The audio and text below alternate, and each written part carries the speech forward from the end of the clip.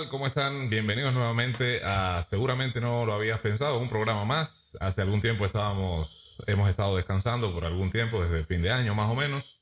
Y hoy estamos de vuelta, JJ Vázquez y quien les habla, Alejandro Pentón, nuevamente para discutir temas de interés general. JJ, ¿cómo te ha ido en estos días y qué tenemos para hoy?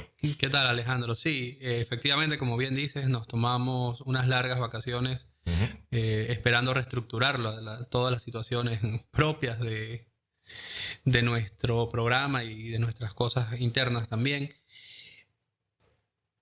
Hemos vuelto a toda esta situación porque pues nuestros suscriptores han pedido, han estado pidiendo que retomemos las conversaciones que pues ya la estaban disfrutando mucho al momento de ir al trabajo, cuando volvían. Era una situación reflexiva interesante para ellos y pues para nosotros también porque nos ayuda a nutrirnos bastante. Incluso el tema de hoy es un tema que va a ser bastante complejo en cuanto a discusión, nos va a traer bastante aprovechamiento. Y es el tema referido a la naturaleza humana. Correcto, la naturaleza humana. Así es. Yo partiría o abriría con el esquema de si el hombre es bueno o malo por naturaleza, ¿no? Aquel debate que tenían o que existía entre la posición de Maquiavelo, de Nicolás de Maquiavelo, y Rousseau. Maquiavelo decía, por un lado, que el hombre era malo de naturaleza, y Rousseau decía que era bueno por naturaleza y que básicamente la sociedad lo corrompía. Ok. Para mí hay un efecto muy práctico en esto y es básicamente el de controlar masas.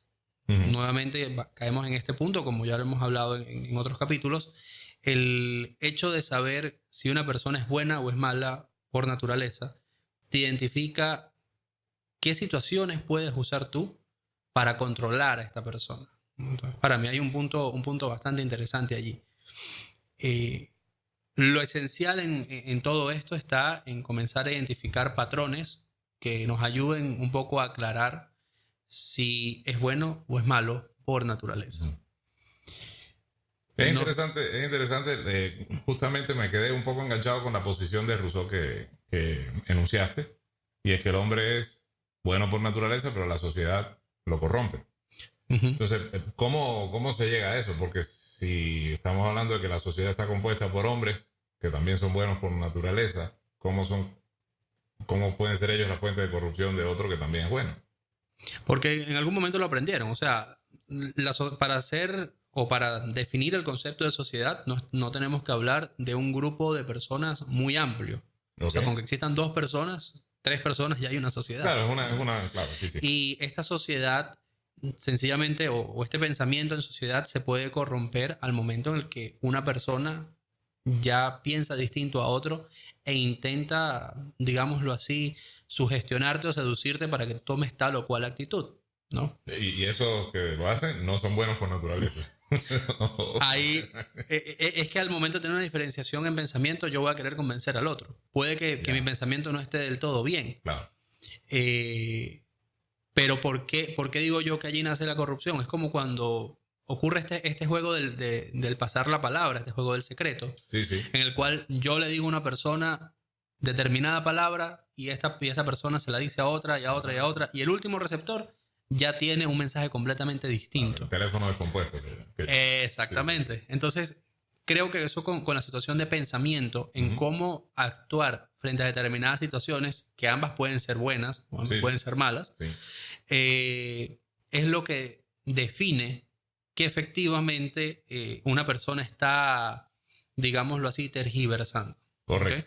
Sí. Y en primer lugar quería hacer esa aclaración. En segundo lugar, quiero traer al presente un documental que se hizo famoso hace algunos años, Zeitgeist, que es una palabra que en alemán quiere decir espíritu de una era, más o menos, que refleja, de hecho es una palabra bastante aceptada en cierto argot en nuestro propio idioma y en varias lenguas en general. Se refieren al Zeitgeist de una era específica, como para hablar de cuál es el espíritu, cuál es el pensamiento general de la sociedad en esa época. Había esta película, este documental formado por 3 partes. La segunda parte se llama Zeitgeist Addendum. Okay. Y ahí, en alguna parte, o no, perdón, no, es la tercera parte. Me corrijo, es la tercera parte que es Zeitgeist Moving Forward. O sea, Zeitgeist siguiendo adelante, ¿no? Uh-huh.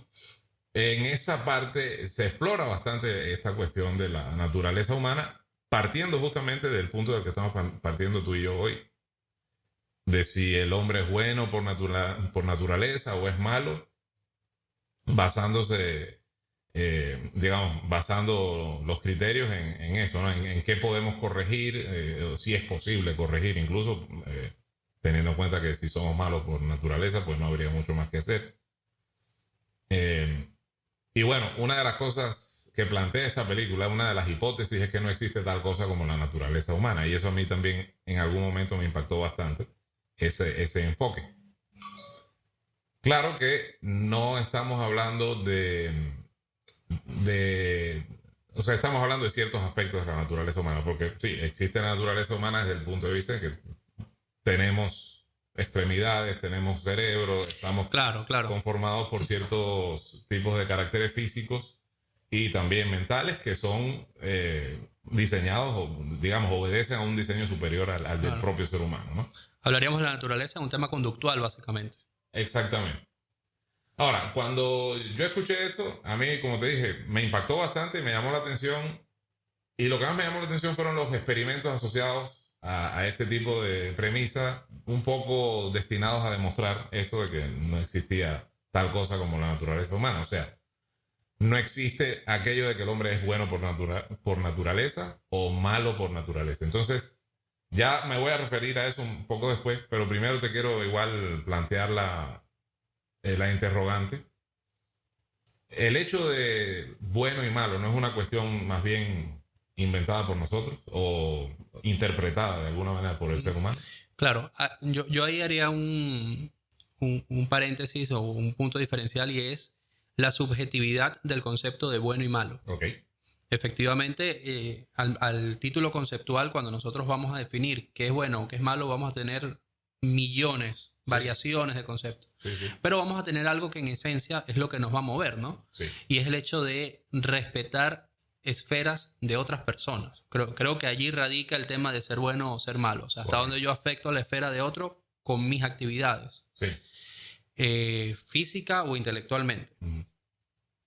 Poniendo eso como base o como esquema, yo sí creo que es imposible decir que una persona, que un ser humano carece de naturaleza.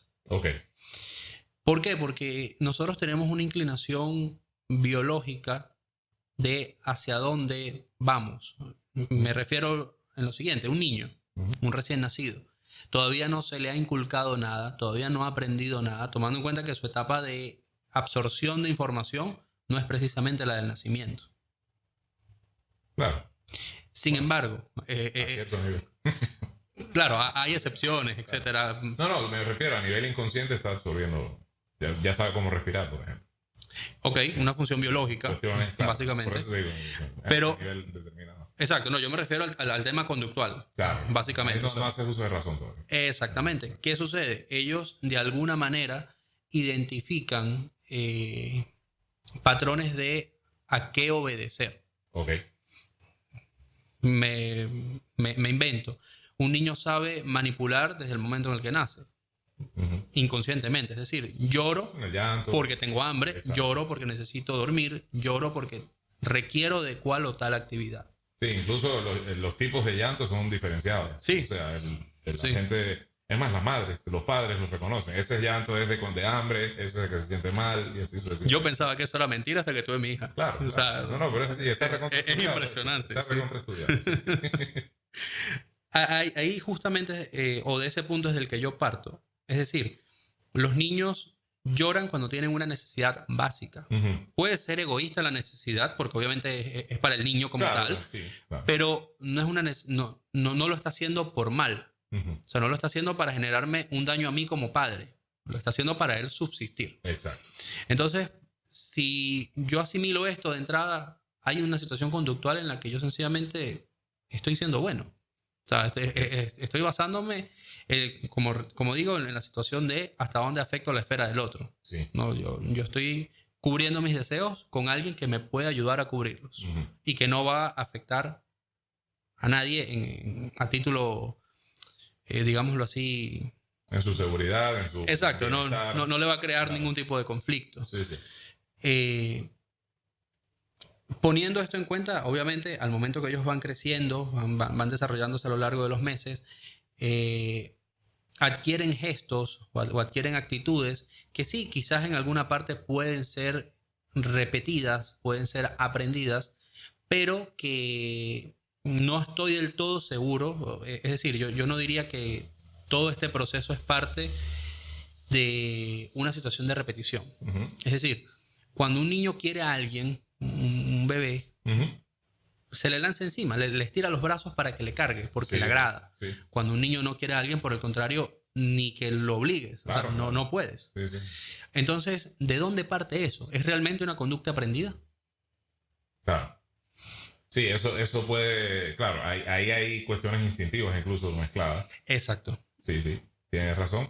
Y tiene que ver también con lo que percibe del otro lado. Cuando yo era niño, mi mamá me cuenta que teníamos una vecina, digamos, yo crecí en Cuba, y en Cuba es muy, por lo menos en la época en la que yo era niño, era muy normal la convivencia entre vecinos, que exista una buena relación, que nos conozcamos los unos a los otros, etcétera, etcétera. Había una vecina en particular, estamos hablando de una señora mayor, ya con hijos mayores, cuando yo era todavía un niño, a la cual yo le tenía cierta repulsión. ¿Ya? Entonces, ella se acercaba para cargarme en sus brazos y yo enseguida empezaba a llorar. Ok. Sin embargo, había otra vecina que todo lo contrario. Se me acercaba y yo enseguida lanzaba en los brazos. Entonces, obviamente a esta vecina a la cual yo le tenía cierta repulsión, no era en ningún, o sea, no eran tal vez ni siquiera ningún olor ni ninguna sensación física en específico, pero era algo. Un tema energético, sí. Exactamente. No voy a decir nombres, obviamente, pues, porque menos quiero, pero era un poco la chismosa del barrio, te cuento. Ok. La que está siempre con la antena parabólica apuntando a todos lados con el equipo. Entonces, más o menos era así. Pero fuera de eso, después ya yo fui creciendo y la relación con ella, en general, con todos mis vecinos, siempre fue cordial, ¿no? Pero era una cuestión, mira, desde niño se creó esa... o por lo menos durante esa etapa había esa cuestión y sí, tiene que haber habido algún tema energético. Claro, y es que, a ver, tú eso lo asocias a situaciones que vivimos de adultos, ¿no? Ajá. Es decir, lo que ocurre cuando tú conoces a una persona que tiene alguna mala energía, alguna mala vibra, y tú de entrada dices, sabes que yo me alejo un poco. Cuando estás en alguna reunión de amigos y llega alguien muy molesto y se sienta, te cambia el ambiente en general. Claro, hemos puesto ese ejemplo en podcasts anteriores. Exactamente. Entonces, o sea, si tú comienzas a sentir esa vibra con un nivel de conciencia medio que podemos tener en esta etapa adulta, como un niño que efectivamente no está contaminado por nada social o por la menor cantidad de situaciones sociales, no lo va a sentir. Claro. O sea, ahí es donde yo enfoco el punto de que, y me voy más hacia la tesis de Rousseau, de que efectivamente el hombre es bueno por naturaleza. Claro, pero nuevamente ahí yo voy hago, digamos, apunto mis cañones hacia el tema de la subjetividad de los conceptos. Okay. Porque, por ejemplo, en el caso del ejemplo que yo te puse, siendo yo un bebé y con esta señora, yo lo máximo que puedo decir es que no me gustaba o que no era algo que yo sentía que te desagradaba, que no era conveniente para mí. Exacto. Ya, no te puedo decir que la persona es una mala persona. Claro. ¿Entiendes? Y claro, que es un proceso natural es indiscutible. Lo que se lleva a cabo, ¿no? Dentro de mi percepción a esa edad, sí, sin duda es un proceso natural y estoy seguro de que sí, claro. Es algo puesto por la naturaleza, muy probablemente para nuestro propio resguardo, para nuestra propia seguridad. Estamos protegidos por nuestros padres y todo eso, pero bueno, tal vez es una forma de indicarle a tus padres, no me acerques mucho a esta persona que no me resulta grave. Exactamente. Ahora, o sea, teniendo en cuenta que ya hemos planteado eso con estas limitaciones, ¿no? Del concepto. a lo que yo me quería referir o lo que yo entiendo, mejor dicho, o lo que yo interpreté de este concepto de que la naturaleza humana en sí no existe, no es tanto de que no, o sea, no es tanto una cuestión de ausencia de algo que se llame naturaleza humana, sino más bien la ausencia de, digamos, de una especie, ¿cómo llamarlo? No tengo ahora la palabra, de una especie de decreto ya divino o que viene de un orden superior que establece, sí, esta persona es mala por naturaleza o esta persona es buena por naturaleza. Ya. Sí, O sea, normalmente vuelves a lo conceptual. Claro, yo pienso y esto, bueno, yo creo que ha sido, que se puede comprobar en general con nuestra propia especie, con otras especies sin duda se ha comprobado. Yo creo que lo que define en general la conducta de un ser humano en su mayor proporción sería lo que aprende, más que aquello que viene consigo del nacimiento, ¿no? De los momentos del útero de su madre, vamos a decir. Ok. Sí, a ver, hay... Salvo, bueno, Sí, obviamente, sí, vamos a hacer una salvedad, salvo en casos excepcionales de gente que nazca con algún tipo de desajuste cerebral en su lóbulo frontal, que ya hemos visto que es que en el caso de los asesinos seriales, por ejemplo, Exacto. tienen ese tipo de cosas. Obviamente, Exacto. ahí sí podemos estar hablando de... Porque yo sí no creo, o no he visto hasta ahora, casos de asesinos seriales o de este tipo de psicópatas, ¿no? Que con alguna intervención, digamos, médica o psiquiátrica, o sea, de orden profesional, vayan a mejorar, o sea, o hayan mejorado. No he visto casos de eso. No conozco. Claro. ¿Ya? Sí, efectivamente. Ahora, hay un detalle con lo que tú dices, me llama bastante la atención, porque nos trasladamos de la naturaleza, es decir, de la esencia del ser, Uh-huh. a lo que aprende. O sea, Sí. la importancia de el versus de. Y ahí es justamente al punto al que yo quería llegar. ¿Por qué? Yo creo que si una persona es mala por naturaleza, ¿okay? Tiene una inclinación mucho mayor, es mucho más fácil afianzar ese mal, es mucho más fácil llevarlo al cometimiento de, por ejemplo, actos delictivos. Uh-huh. Por el contrario, si una persona está por naturaleza, o si los seres humanos por naturaleza son buenos, es mucho más fácil llevarlos al camino de la cooperación social para obtener fines provechosos. Uh-huh. Sí, que efectivamente el hecho de desarrollar en tu vida parámetros estructurales aprendidos Uh-huh. te va a generar que tengas un resultado u otro perfectamente, que te puedes desviar en el camino perfectamente. Uh-huh. Pero es más fácil sugestionar a una persona o trabajar en la formación de esa persona si tienes una base, algo. Y yo te lo coloco un ejemplo muy coloquial, ¿no? Las familias que son religiosas ortodoxas. Uh-huh. Normalmente los padres que son ortodoxos religiosamente tienden a que sus hijos también lo sean. Sí. ¿Qué es más fácil? ¿Educar a tu hijo a ser un ortodoxo religioso o educar a un niño al que no tienes el mismo acceso o no tienes las mismas condiciones de educación a que sea un religioso ortodoxo? Claro, no, el que ya tiene la base. Obviamente. Entonces, efectivamente, si ya mi base existe, en este caso lo traslado al tema conductual natural, Sí. es más fácil llevar al camino del bien o al camino del mal a cualquier persona. Sí, bueno, pero en el caso de la religión es algo que tú aprendes, no es algo que viene contigo. Sí, no, efectivamente. Lo de la religión te lo coloco como ejemplo para graficar un poco que existe una base, un punto de partida y un punto, de trabajo. Sí, exacto. Que no estás partiendo de cero en un caso, en otro caso sí. Exactamente. Sí. Si bien algún filósofo en algún momento señaló que la vida es un 2% de talento y un 98% de esfuerzo, eso yo lo aplicaría a ese sistema de naturaleza humana, ¿no? Yeah. Ese 2% tiene que ver con la naturaleza en sí y ese 98% tiene que ver con lo aprendido. Bueno, yo creo que, bueno, no sé, en seres humanos sería bueno investigarlo, yo no tengo el dato ahora, pero por ejemplo en perros el porcentaje es 20-80, es un Pareto, básicamente. 20% genético y 80% aprendido. Entrenado, sí. Ya. Por lo menos eso es lo que yo he escuchado de los entrenadores.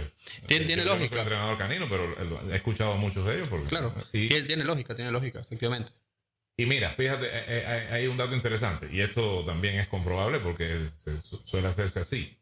Los perros que utilizan para pelea, todavía, a pesar de lo avanzados que estamos en muchas cosas, todavía hay peleas de perros. Son escenarios, son escenas muy crueles las que se ven ahí, por si acaso. Sí, definitivo. Yo nunca he tenido la oportunidad de estar, ni quiero estar tampoco en una de ellas, pero sí he visto en videos y cuestiones así. Pero los perros que son criados para peleas justamente son criados a partir de padres que han sido muy agresivos. O sea, siempre buscan, digamos, yo me dedico a criar perros de pelea y tú también. Uh-huh. Y vamos a suponer que yo he tenido un perro que ha ganado mucho y tú has tenido una hembra que ha ganado mucho también. Entonces cruzamos justo a esos dos ejemplares para garantizar esa base de la que tú hablas en la descendencia. Ok. Incluso se incurren en prácticas muy inhumanas como las perras de pelea que han ganado y que son muy, digamos, muy agresivas. También son agresivas con el macho que las quiere matar. Claro. Entonces, ¿qué hacen? Les quitan la dentadura. Uh-huh. Para que cuando intenten morder no cause daño, básicamente. Implementan ahí otro tipo de estructuras que le llaman, creo, el caballo, donde la amarran para que simplemente esté inmovilizada en el momento en el que el macho vaya a hacer la monta. Entonces, bueno, pero se busca eso ¿para qué? Para crear esa base de la que tú hablas y sobre esa base entrenarlo. De esa manera. Por cierto, los entrenamientos para un perro de pelea siempre comienzan con un perro que no es de pelea. O sea, para generarle confianza. Claro. Él agrede al otro que sabe que el dueño de antemano sabe que no va a poner resistencia, entonces eso le va generando confianza. Ahora, y lo mismo se hace en el caso contrario. Los perros de exposición, los que salen en concursos y eso, uh-huh, siempre suelen ser más fáciles de entrenar en general, para obediencia y cuestiones así, no solo para exposición, sino para obediencia, porque se dice que la base genética ya de lo que han aprendido sus padres de alguna manera se transmite. Claro. A través de los genes, ¿no? Entonces, sin duda, eso hay. Pero la idea es que siempre pesa más el entrenamiento. Sí. ¿No? Entonces, pero no, sí. Sí, es que ese es el punto. Yo no niego el hecho de que el entrenamiento, que la práctica uh-huh, sea importante. De hecho, es lo más importante. Uh-huh. Tenemos un ejemplo claro, Hitler. ¿Tú crees que si a Hitler no lo hubiesen aceptado en la Academia de las Bellas Artes, hubiese hecho lo que hizo? Claro. Se hubiese dedicado a otra cosa, a pintar básicamente, hubiese estado dedicado a un arte. ¿Cuál era la naturaleza de Hitler? Hitler inicialmente, como todo ser humano, para mí fue bueno.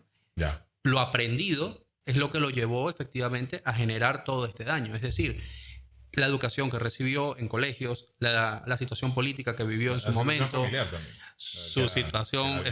Exactamente. Entonces, ese tipo de detalles te llevan a tener modificaciones de conducta. Hay un principio dentro de un postulado, ¿no? Dentro de la programación neurolingüística que nosotros hemos tocado estos temas en ocasiones anteriores, que dice que detrás de toda acción siempre hay una intención positiva. Ok. Detrás de toda acción siempre hay una intención positiva. Esto puede sonar contradictorio para muchos porque obviamente uno va a decir, bueno, ¿cómo va a haber una intención positiva detrás de un asesinato, por ejemplo? O detrás de un robo o una violación. Claro, cuando yo digo o cuando este postulado enuncia eso, no se refiere a que no estamos hablando de conductas aceptables. Okay. Estamos hablando de la intención que tiene la persona que comete la acción. Que quiere lograr algo para él. Lo hace porque piensa que está bien. Exacto. Y no porque piensa que está bien para la sociedad, sino porque él siente que es el valor, digamos, el valor de las cuestiones positivas en esa acción supera a las cuestiones negativas que puede haber. Por ejemplo, un violador, y ojo, esto no es para justificar nada malo, por si acaso. Okay. Eso simplemente te ayuda a comprender lo que hay en la mente de la otra persona y tomar la acción correcta, ¿no? Pero un violador, por ejemplo, no es que piense que violar es socialmente aceptable, ni piensa tampoco que no va a ir a la cárcel por violar, ni mucho menos, sino que él simplemente cree que su deseo de poseer a la víctima, de demostrarle poder y por medio de la cuestión sexual y todo eso, es, digamos, es primordial o es para él más vital que cualquier otra cosa. Claro. Ya, entonces, no quiere decir que está bien bajo ningún concepto. Y lo mismo un asesino. Él piensa que matar en ese momento es lo correcto porque o es su vida o es mi prisión. Y para mí, o sea, o es su vida o es mi libertad, digamos. Exacto, y para exacto. mí mi libertad es más importante que la vida del otro. Listo. Entonces, esa es la intención positiva que hay detrás de su acción. Que es su intención, no es nada que califique como tal de buena la acción, ni mucho menos. Entonces ahí un poco te das cuenta de que la cuestión de si el comportamiento o la conducta final tiene un valor un poco, o sea, indica que este resultado es el producto de, por lo menos, de la intención de moverse hacia un lado correcto de la persona que lo hizo. Que obviamente, en muchos casos, esa intención está mal dirigida. Claro. Está dirigida en la dirección incorrecta. Claro. Fíjate tú que aquí, para mí, llega un punto importante, un punto vital, y es el hecho de determinar por qué nos es importante comprender. Y ojo, y pregunto por qué es importante comprenderlo, porque esto ha sido objeto de análisis para muchos campos, es decir, campos políticos, campos de ciencia. ¿Por qué es importante comprender la naturaleza humana?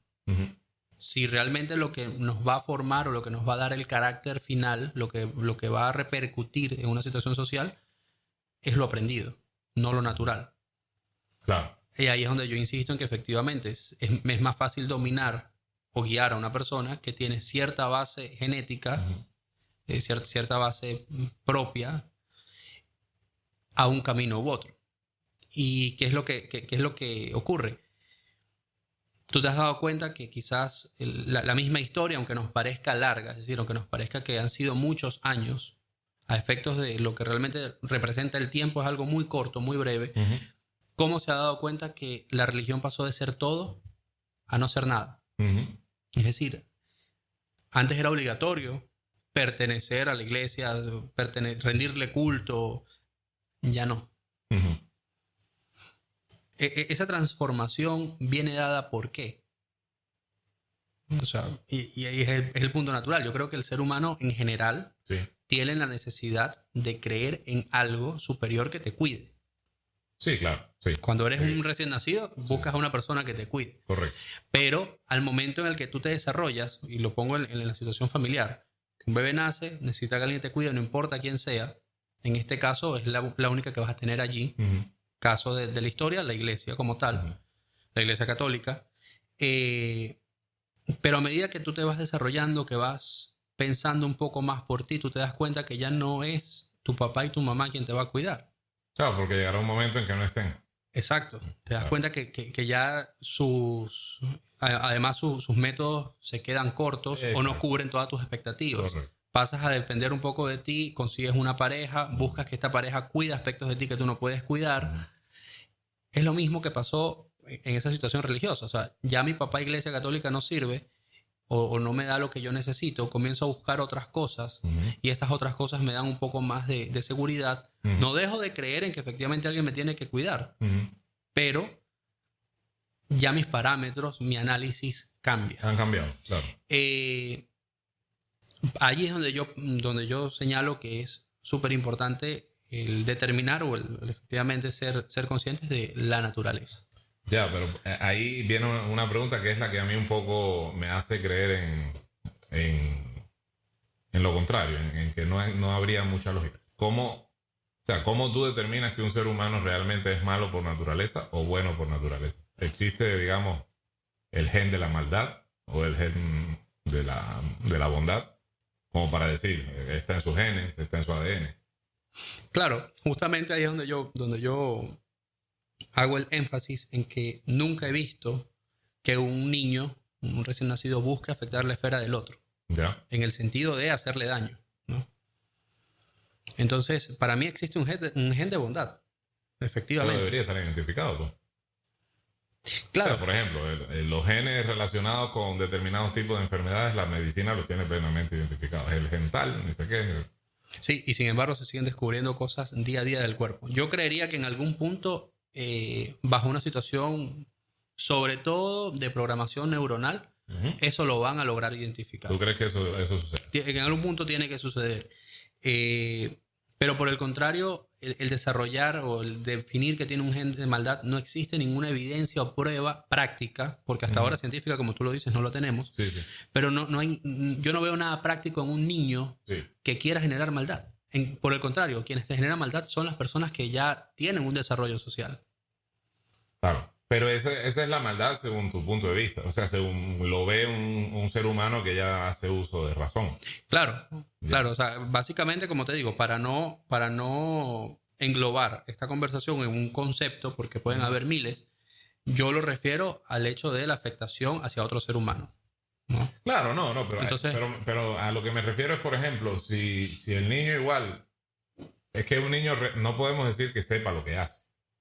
claro, no es consciente en un nivel, Sí, no pero en otro sí. O sea, nosotros nacemos...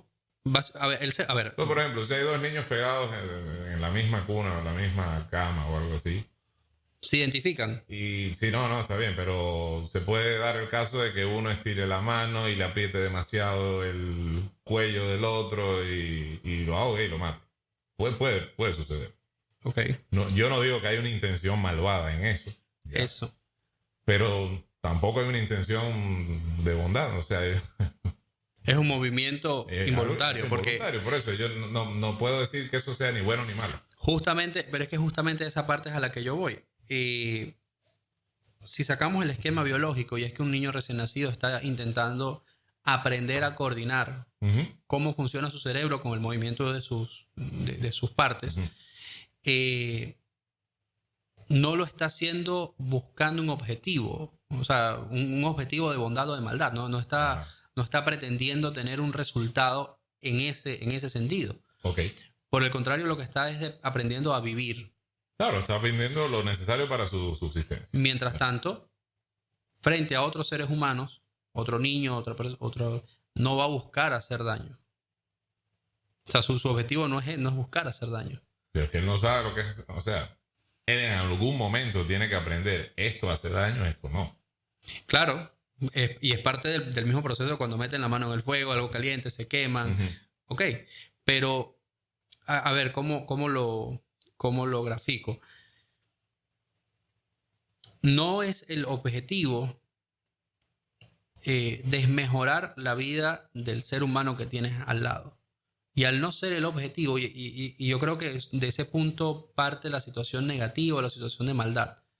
Si bien tú naces con algún problema, como tú lo decías, el caso de los asesinos seriales, Sí, ya es un tema netamente biológico. O sea, tú haces daño más allá de porque... que igual eso se va a manifestar una vez que comience a hacer uso de razón, porque mientras sea... Exacto. No va a saber nada. Exactamente. O actuará, digamos, erráticamente a la hora de aprender y eso, claro. pero no con una intención de hacer daño. Exacto. La intención original siempre va a ser la misma, sobrevivir.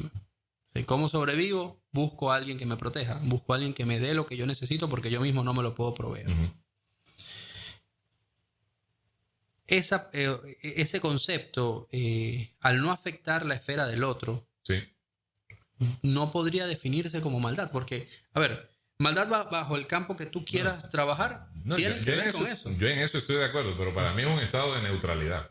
O sea, yo no veo que tampoco pueda definirse como bondad. O sea, para mí habría que empezar a analizarlo desde el momento en que él ya comienza a hacer uso de su razón, y no tanto desde el momento en que comienza, sino desde el momento en que ya comienza a distinguir lo que la sociedad le enseña que es bueno y malo. Ok. Y digamos, voluntariamente toma la decisión de hacer una cosa o la otra. Ya. Avancemos un poco entonces a ese aspecto de la niñez, a los siguientes meses del nacimiento. Si un niño, y efectivamente yo creo que es un tema natural, ¿por qué? Si tú a un niño le enseñas a darle o le das amor desde un inicio, tú le das besos, lo acaricias, lo cargas, juega con él. El niño va a procurar imitar eso y va a procurar que tú llegues a eso todos los días. Sí. Por el contrario, si tú le enseñas a un niño a ser malo, es decir, a pegarle a todo el mundo, a no jugar, el niño no te lo va a captar. Te puede aprender, por ejemplo, a golpear si tú le enseñas a golpear. Ya. Pero que tú le digas a un niño, no puedes jugar, por ejemplo. No puedes jugar. Sí, o sea, que tú le intentes quitar a un niño el hecho de unos besos juguetones en la cama. Que tú te pongas a hacerle cosquillas. Sí. Un niño eso no te lo entiende. Un niño quiere que eso exista. Sí. Básicamente desde cero. O sea, quiere que exista el contacto, quiere que exista la interacción. Sí. Entonces, la parte buena, la parte bondadosa, la parte bonita, la parte de cariño está. Sí. ¿Por qué la parte mala no? O sea, tú le dices a un niño, quédate tranquilo, quédate serio y no hagas nada. Un bebé de meses no lo va a hacer. Sí, pero ahí estamos hablando o sea, cuando tú dijiste malo es hacerle daño a otra persona, no al niño. No al mismo niño, no a sí mismo, ¿entiendes? O sea, por ejemplo, te pongo el caso, a un niño que tiene una mascota, un perro, vamos a suponer, y le empieza a apretar, a alar las orejas. Y ve que el perro hace un ruido y le parece divertido y lo vuelve a hacer. Llega el papá y le dice, no lo hagas, que le duele. Muchas veces necesitas más de una llamada de atención para que el niño de verdad lo deje de hacer, porque en muchos casos hasta disfruta haciéndolo, porque dice, es muy rico alarle la oreja al perro. Le duele, sí, pero ahí está, se lo sigo haciendo. Ok.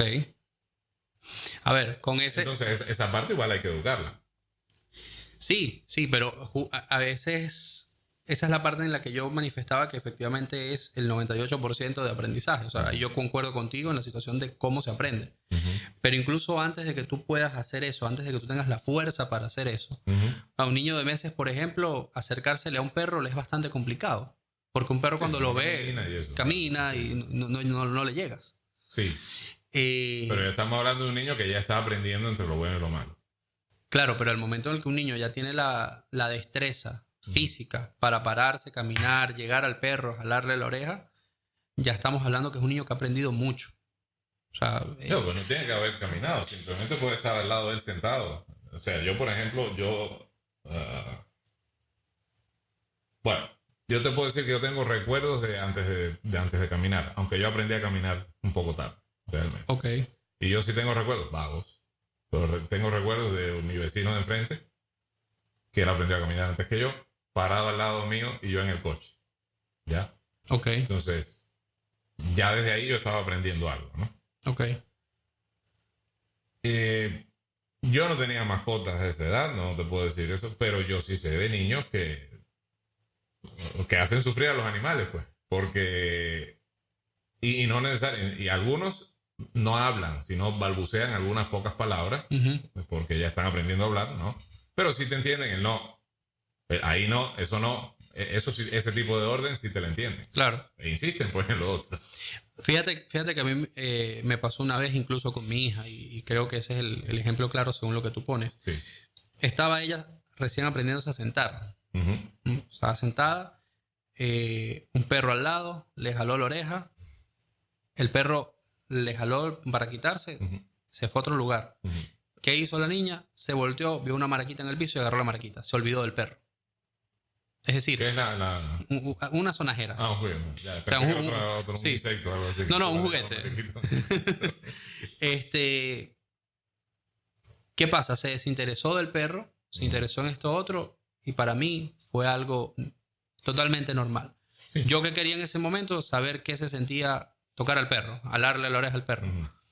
Yo no estaba consciente como niño de que le estaba haciendo daño. Yo sencillamente quería ver qué era. Al momento que se alejó, yo me di la vuelta y me entretuve en otra cosa que también quería saber qué era. Es decir, yo no perseguía al perro para hacerle el daño. No tuve la intención de hacerle el daño. Y ese concepto que acabo de nombrar es un concepto clave para poder definir este tema de bondad y maldad. No, la intención. Creo que las intenciones son una situación que es demostrable a efectos humanos, a efectos sociales. De hecho, por eso la tesis del delito a nivel mundial se cataloga en eso, en delitos culposos o delitos dolosos. Claro. Y la diferencia es la intención. Claro, la intención, bueno. ¿Cómo hace un niño, o es decir, qué intención o qué mala intención puede haber en un niño que intentó tocar un perro, el perro se alejó y no lo persiguió? No había más que la intención de Bueno, aprender. en ese caso no, pero ¿y qué pasa con el que sí lo persigue? Es que si te estás aprendiendo a sentar, no lo puedes perseguir. Para perseguirlo tienes que haber, ese es el detalle. Para eso ya tú pasaste una cantidad de tiempo suficiente Sí. como para poder haber comenzado a imitar situaciones. Sí. Pero ya ahí es un tema de aprendizaje. Pero ni siquiera tienes el lenguaje formado, que el lenguaje en realidad es lo que moldea tu pensamiento. Ya lo hemos visto, ¿no? Sí, pero el lenguaje no se traslada nada más a la oración, o sea, es decir, a la palabra. Yo estoy hablando específicamente del lenguaje articulado. Ok. Yo sé que sí, el otro también existe y de hecho es mucho más frecuente, ¿no? Claro. Pero yo me refiero al lenguaje que nos hace diferentes del resto de mamíferos, que es el lenguaje hablado. Claro, ¿qué pasa? Tú cuando un niño no habla y está en una situación ya en la que está aprendiendo en la que está aprendiendo en general, tú ves que imita absolutamente todo lo que tú haces. Es decir, todavía no tiene este lenguaje articulado, pero ya comenzó a repetir patrones. Sí. Y este repetimiento de patrones, para mí es lo que lleva a que cuando tú puedes caminar, puedes gatear, etcétera, te le acercas al perro para seguir investigando, para seguir hablando, etcétera, etcétera. Es decir, ya tú aprendiste situaciones de comportamiento por imitación, Sí. que son muy sutiles. Es decir, tú en ese momento pudiste haber visto que tu papá le aló el cabello a tu mamá y quedó grabado en una parte inconsciente de ti. Sí. Y eso es lo que tú estás repitiendo hablándole olores al perro. Me invento, ¿no? Una situación muy banal. Puede ser, claro, sí, puede ser. Pero justamente antes de, yo sencillamente lo que quería era saber qué había. ¿Qué es el perro? ¿Cómo se siente el perro? Ahí para mí ahí tú todavía estás hablando de la etapa en la que tú no haces pleno uso de tu razón. Yo creo que tu hija no se acuerda de eso ahorita. Obviamente. Por eso. Y es que al momento, ¿cómo te lo Para manifiesto? mí esa es la etapa neutra que yo digo, ¿entiendes?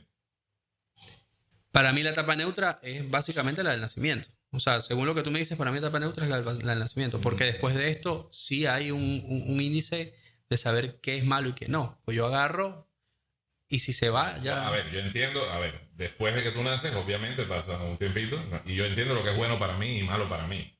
Exacto. Que en realidad es bueno y malo según nuestras palabras. Para mí, nuevamente, vuelvo a la programación neurolingüística, los términos correctos serían útiles o inútiles. Ok. O sea, funcionales o no funcionales. O sea, ¿cómo? Eso es útil para mí porque me calma mi hambre. Bebo es útil porque me calma la sed. Ok. Obviamente yo no lo estoy pensando así. Yo a ese nivel estoy simplemente experimentando sensaciones.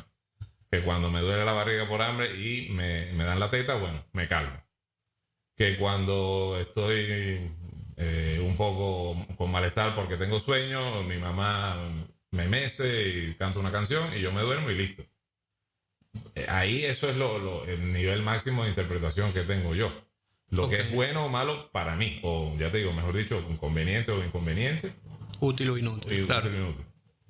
Llega un momento en que ya yo sí salgo de mi marco de referencia propio y comienzo a tener algo que se llama consideración externa, o sea, hacia los demás. Claro. Existen otras personas que...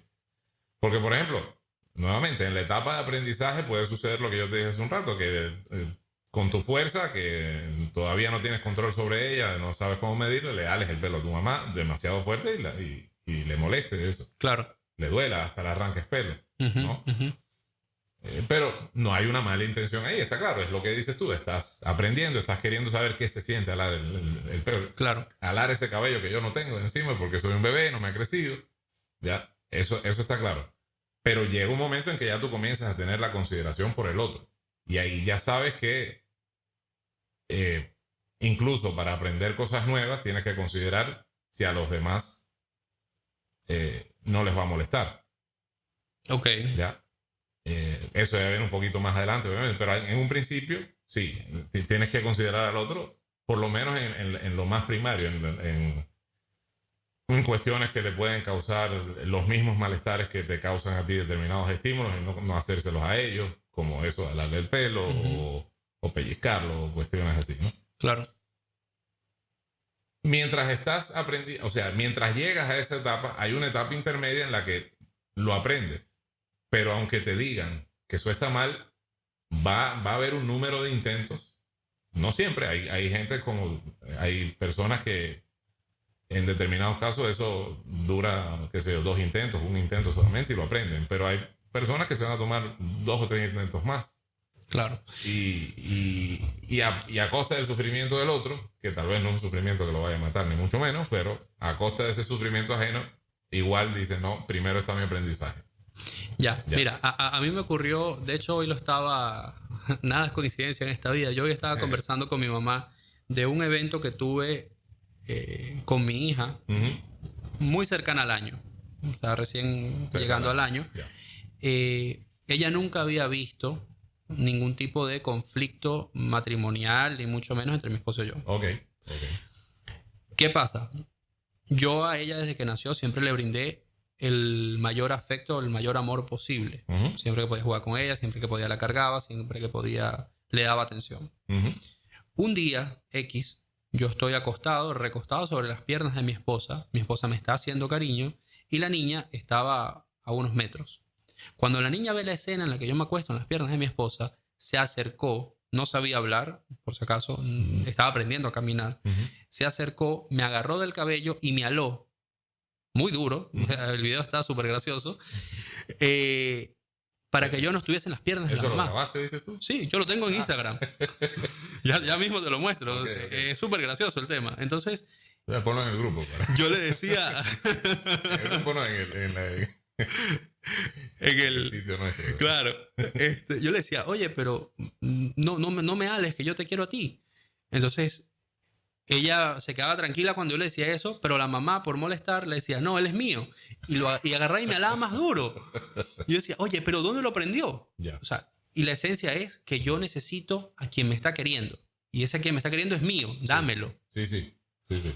No habíamos tenido ninguna situación de confrontamiento. De violencia, nada. De violencia, nada. Y ella agarró y tuvo ese episodio para dominar que yo era de ella. Sí. Sin ni siquiera saber hablar.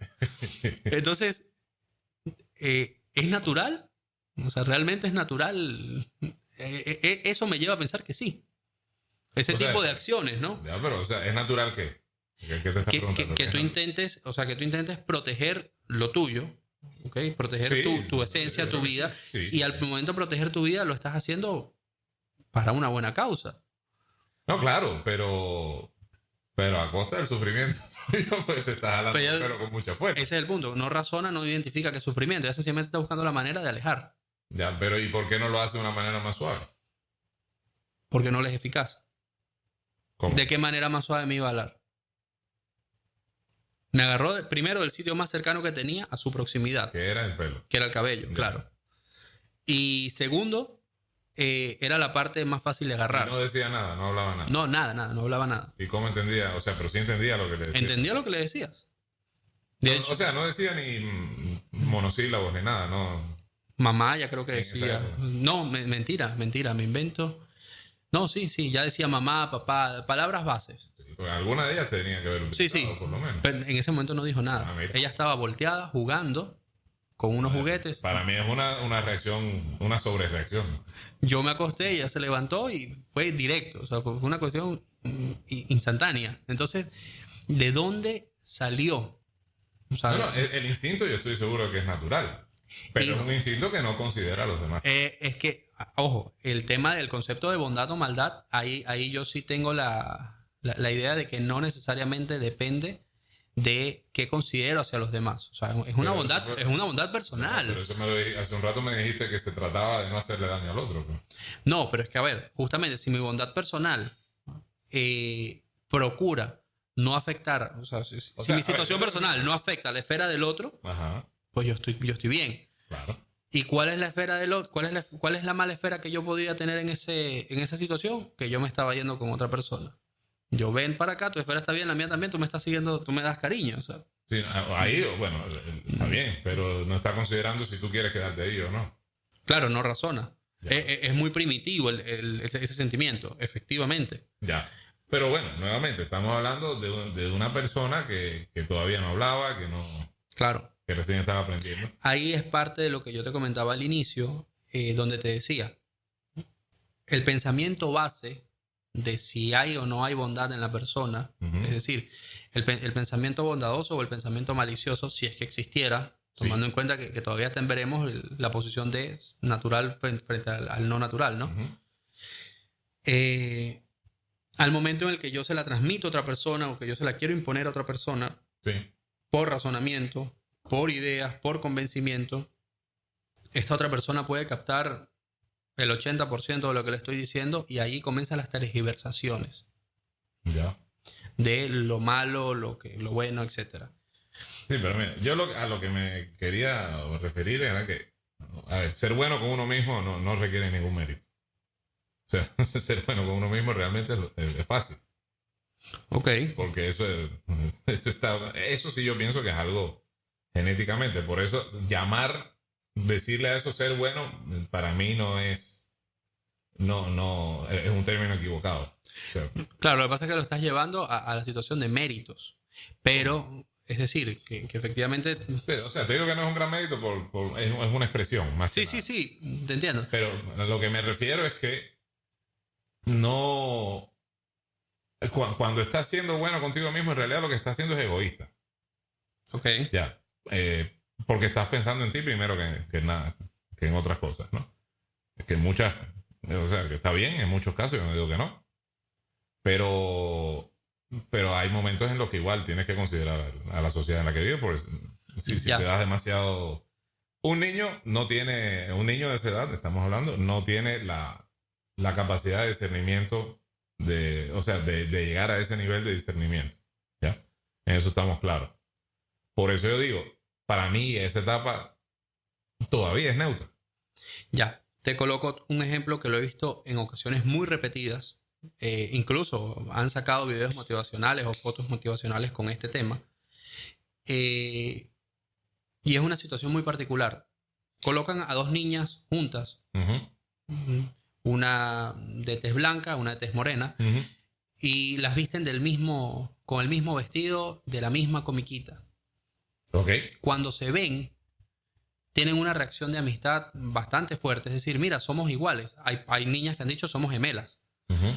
¿No? Entonces, ¿por qué? Porque en ese momento no están diferenciando que existe una tez blanca o una tez morena. Sencillamente están viendo que tienen la misma ropa. Y para ellas son gemelas. Uh-huh. Son las mejores amigas. Sí. Lo que viene en lo sucesivo, es decir, somos amigas, vamos a jugar juntas. Uh-huh. Y en el juego juntas querían la misma muñeca y se pelearon. En ese momento ella le hizo daño a la otra. Uh-huh. Esa situación es aprendida.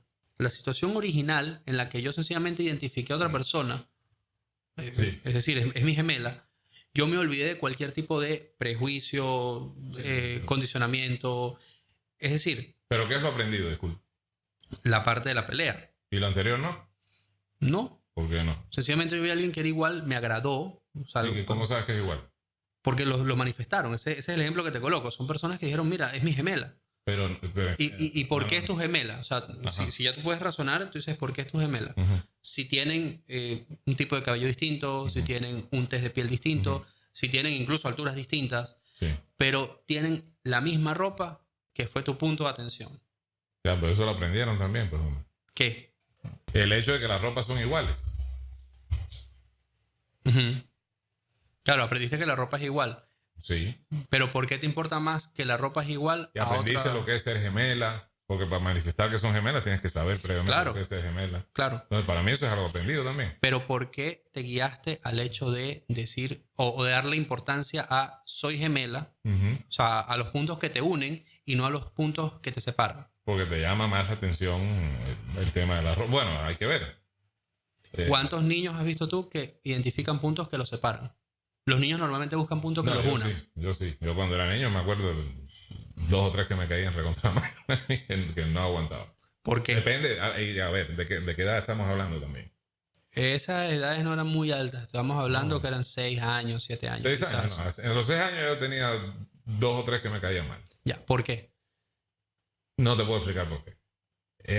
Y me acuerdo los nombres, no los voy a nombrar. No. Ahorita deben ser adultos y deben ser incluso hasta buenas personas. Bueno, voy a decir los nombres porque son bastante... Michael y Jorge. Los apellidos sí me los ahorro. Uno era físicamente, ¿no? Bastante blanco, pelo negro, ojos medio claros. Y el otro era todo lo contrario, negro, ojos negros y alto.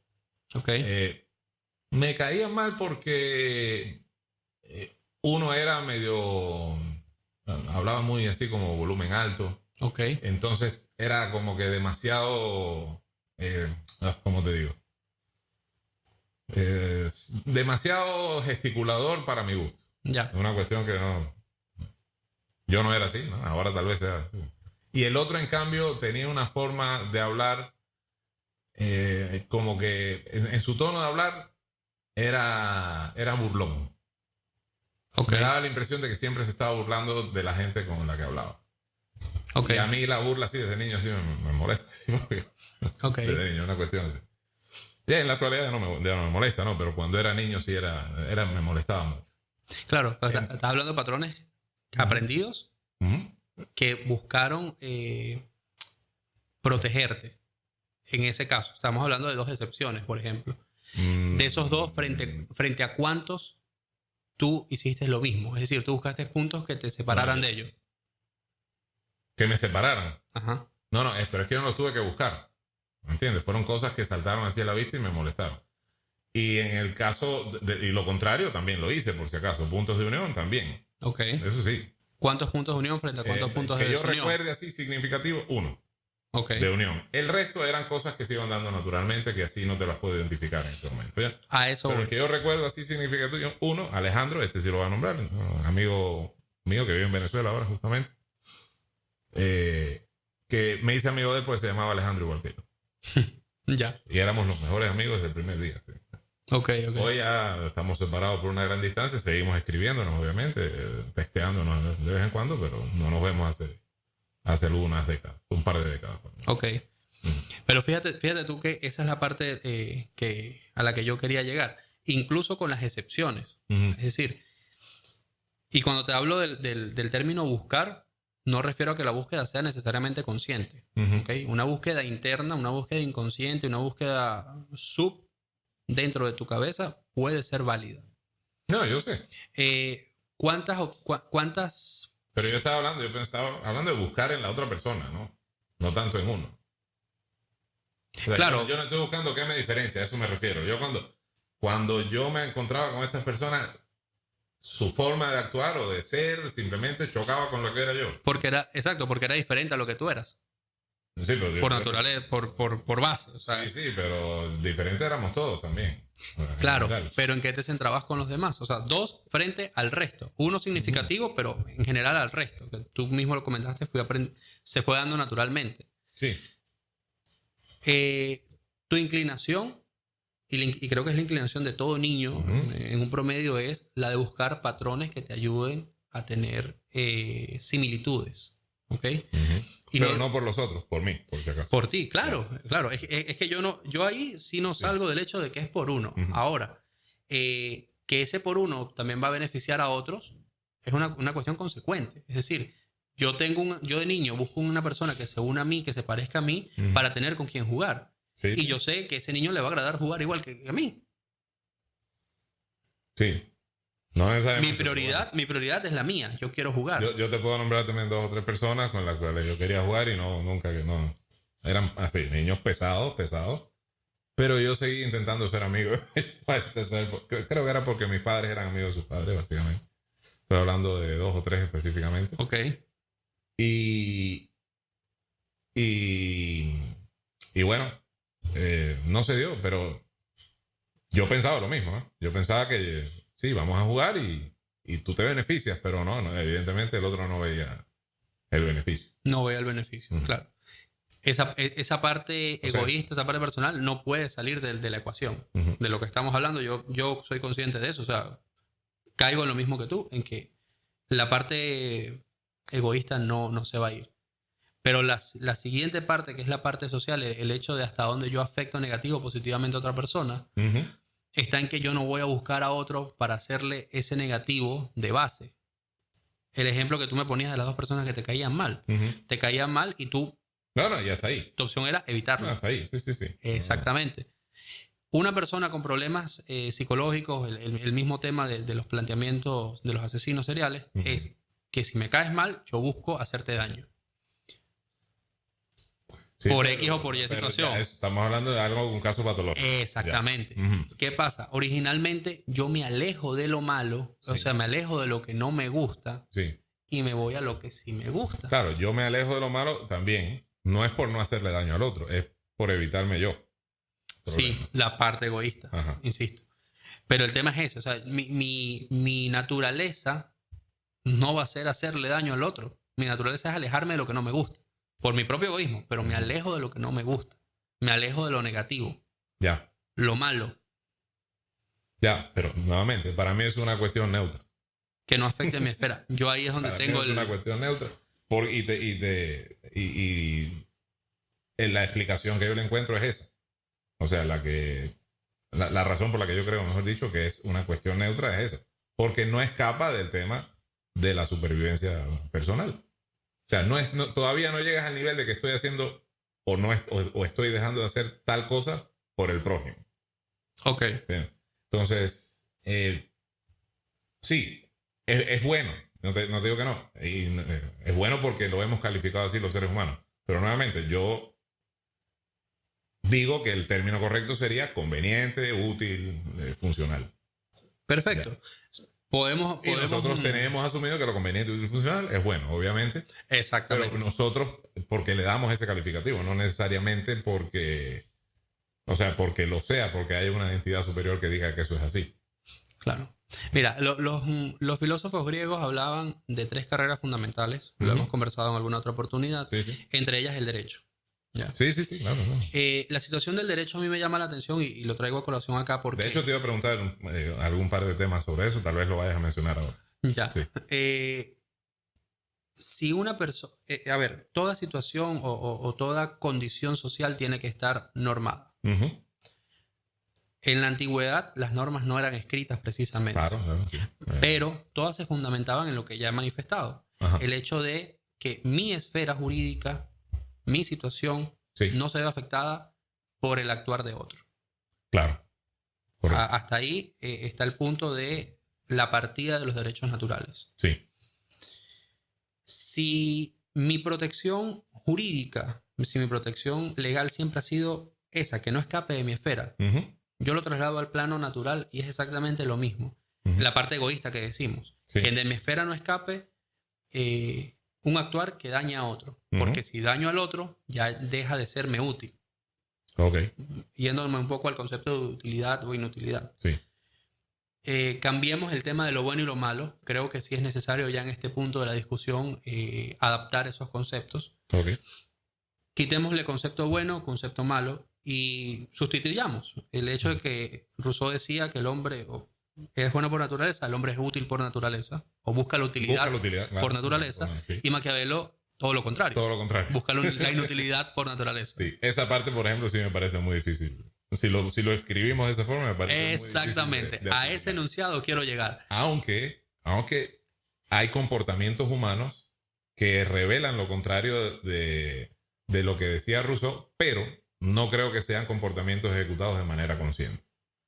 Y muchos de ellos son ejecutados por ignorancia, o sea, porque el ser humano simplemente no sabe cómo actuar. O sea, por ejemplo, te digo, cuando alguien, imagínate que a ti te presentan a una persona, ¿no? Imagínate que tú eres un chico de 15 años, Ya, estás en plena adolescencia, quieres conocer chicas, ok. y te presentan a una chica nueva que tú no conocías, y te da nervios, te sientes inseguro, comienzas a tartamudear bueno, yo, Jota, sí, mi nombre es así, pero la chica te ve y dice, está bien, nos vemos, querido Jota. Claro, chao. Chao. Eso no fue bueno para ti. Ahora, ¿por qué tú actuaste así? Porque no tienes todavía la experiencia de cómo actuar en esas situaciones. Recién estás Claro. aprendiendo a relacionarte tal vez con el sexo opuesto, a galantear, cuestiones así. Todavía no sabes cómo hacerlo bien. Entonces, en esos casos, obviamente, si hay alguien que te enseña, tus padres que te dicen, no, mira, lo que tienes que hacer es eso, o un pana tuyo que te diga, no, Claro. abórdalo de esta manera, que ni sé qué. Pero si estás en una situación de desventaja donde nadie te quiere ayudar en ese aspecto, digamos que tú desarrollas la forma de pensar que dices, no le gusto a los demás. comienzas a pensar así. Ok, ¿Por qué? ok. Porque la chica de una te rechazó. Comienzas a tener inseguridad. Tener inseguridad. Entonces, se va volviendo es un círculo vicioso, porque la próxima que te presentan, igual, te vuelves a comportar así y dices, ves, no le gusta a la gente, no le gusta a la chica. Y se vuelve en una especie de profecía autocumplida. Claro. Ya con el tiempo, ¿no? Claro. Y que ves, no es que no le guste a la gente, sino es simplemente que tú has estado desarrollando un comportamiento errado, para el cual nadie te ha entrenado debidamente. Pero no quiere decir que tú busques la inutilidad, sino que simplemente en este caso te ha fallado porque tratando de buscar la utilidad o el bien para ti mismo, has incurrido en una práctica que simplemente resultó infructuosa por falta de experiencia, falta de conocimiento, etcétera, etcétera, y por falta de un mentor que te haga el favor de orientar. Claro. Pero por eso, me costaría trabajo entender la declaración de Maquiavelo si la traducimos A ese punto. lenguaje, claro. Fíjate que con eso que tú dices, incluso ahí donde es una persona que tiene este círculo vicioso de inseguridad, Sí.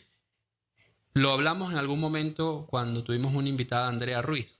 Sí, Hablábamos claro. del tema de la psicopedagogía, entre otras cosas. Sí, correcto.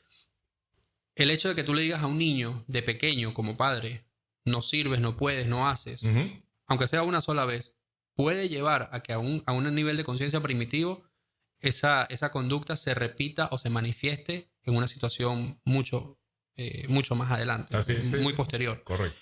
En este caso, esa persona insegura de un 99% o con un 99% de base, yo te digo, que tuvo una condición similar en su antigüedad, sí, que lo llevó a que tuviese este círculo de inseguridades. Claro, porque sí, por el contrario, una persona que rechazan, que tiene total seguridad, va, insiste, hace las cosas nuevas. Exacto, intenta algo nuevo, pero claro. Sí. Así conseguí yo a mi esposa, por si acaso. Ahora, lo que yo te quería preguntar con respecto al aspecto legal. Sí. ¿Se considera esto de que exista una persona, digamos, en leyes? Hablamos de la intención, que tú dijiste que es fácilmente demostrable, ¿no? Pero ¿en algún momento la ley considera que una persona puede ser naturalmente mala o no? No. No. En ningún momento se... En un momento histórico, cuando se comenzó a crear una ciencia dentro del derecho penal, una ramificación dentro del derecho penal, que es la criminalística, la criminología, perdón, se comenzó a identificar que los delincuentes tenían patrones físicos, ¿ok? Y era básicamente un tema de etiquetamiento. Sí. Lo conversamos en ese capítulo. Exactamente. Las personas con tal volumen craneal son consecuentes a tal delito, las personas con las manos de tal forma son consecuentes a tal otro. Es decir, se consideraban naturalmente malos. Pero básicamente por una situación física, es decir, una situación de condicionamiento externo. Nunca un condicionamiento interno. No existe para el derecho una ausencia de conducta, una ausencia de intención.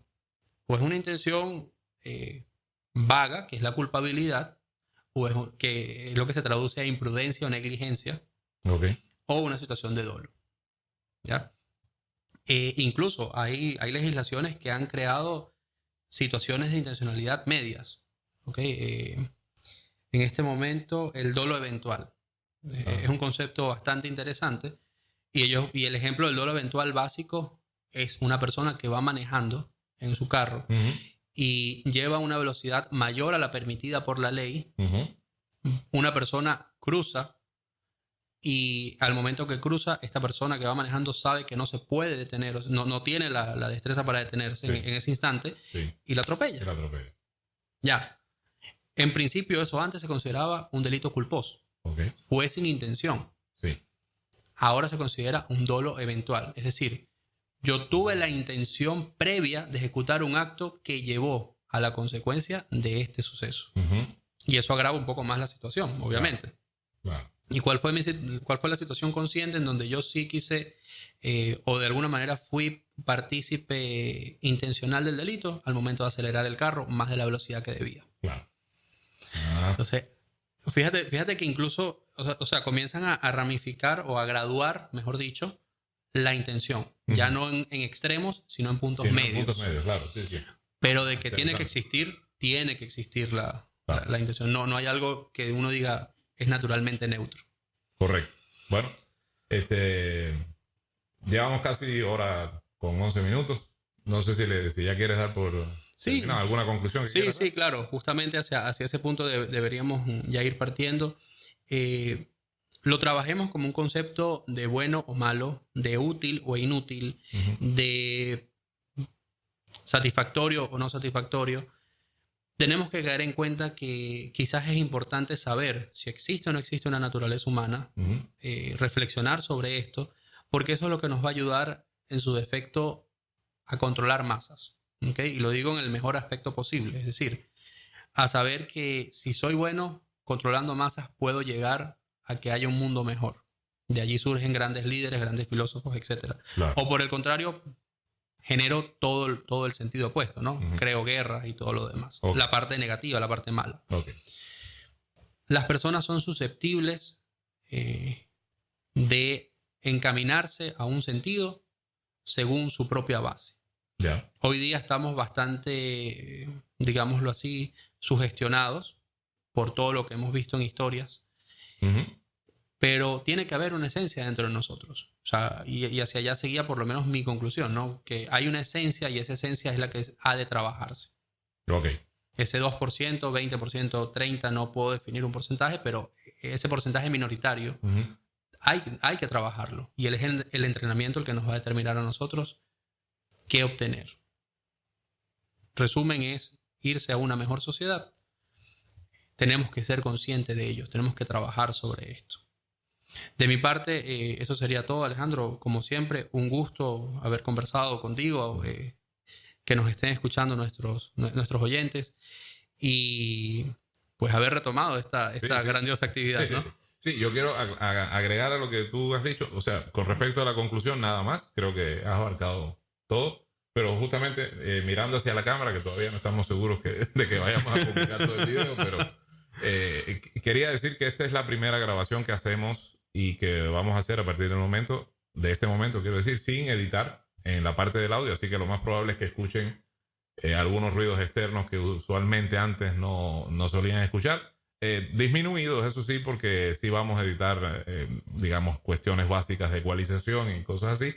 Pero ahora el audio va a ir completo, sin cortar, sin cortes, porque creemos que es una manera más orgánica, más natural de llegar a las personas. Y lo mismo nos va a acompañar a partir de hoy, o tal vez a partir de la siguiente transmisión. Vamos a ir, obviamente, mejorando poco a poco. Una transmisión simultánea en video para irla colocando también en otras redes sociales y tener un alcance mayor que el que hemos tenido a través del podcast de exclusivamente audio, ¿no? Entonces, muchas gracias. Bienvenidos nuevamente a esta nueva temporada, a este nuevo formato. Y bueno, JJ, muchas gracias nuevamente. Un placer también haber compartido contigo estos minutos. Y nos vemos en el próximo capítulo, en el próximo podcast. Muchas gracias. Hasta luego. Hasta luego.